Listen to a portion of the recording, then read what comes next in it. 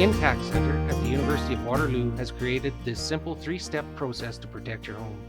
What you can do for free, maintenance items that are under $250, and items over $250. I highly recommend you check out this home protection tool.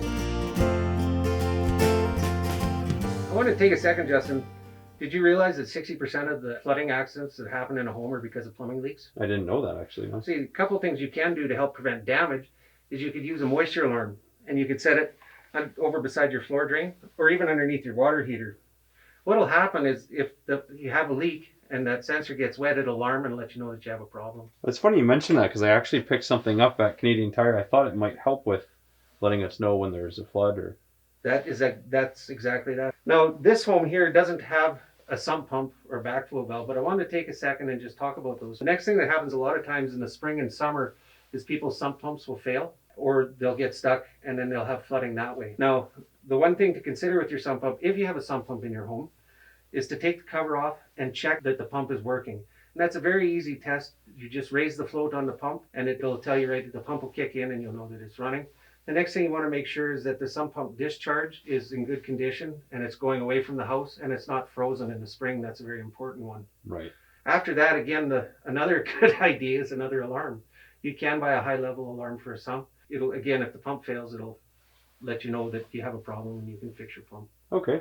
Now, I've heard something about a backflow valve. Is that something I should look into? Actually, very important. Okay. You don't need them very often, but the times you do, you'll sure be happy you had one. The purpose of one is it goes on your main sewer line right where it enters the house. Okay. And if there's ever a sewer backup from the street, there's a flapper in there that floats up and closes off your sewer line so that you can't get any in your house from the street. Okay. So you can always phone your plumber and talk to him about having one put in if you don't have one. Another thing you'll want to do is if you do have one, you should check it in the spring and summer once a year. Just make sure the flapper's free and that it swings open and closed and it's not clogged. So Chad, you've given me a lot of really good tips for outside to keep water out and then also inside what to look for. But what if a flood actually is happening? What are some of the things that I should be looking at now?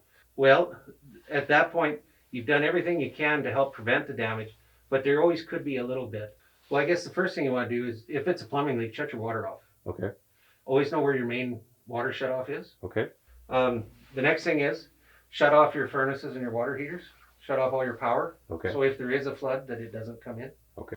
Secondly, get your valuables, get them up off the floor. Okay. So they're not getting wet anymore. So those pictures right behind you are probably at risk of being damaged, I would guess. Yeah, well, that would be a perfect example. Okay. And then after that, it's about getting everything dry. The faster you can dry everything out, the better it's going to work. Like the carpets and... Yeah, start by using a shop vac if it's that wet. If it's just damp, use some fans. Okay. If there's actual water, get a shop vac, start sucking the water up and get it out of the house. And then get your fans, get airflow. Airflow is your friend. Okay. The more airflow you got, the faster everything dries, the less damage there'll be. Okay, great information. With the simple steps that we have just covered, you have learned the 3 rules to home flood protection. 1, keep water out. 2, remove it as quickly as possible if it gets in. And 3, protect your belongings. And share what you've learned with friends, family, and neighbors. Remember, it all begins at home.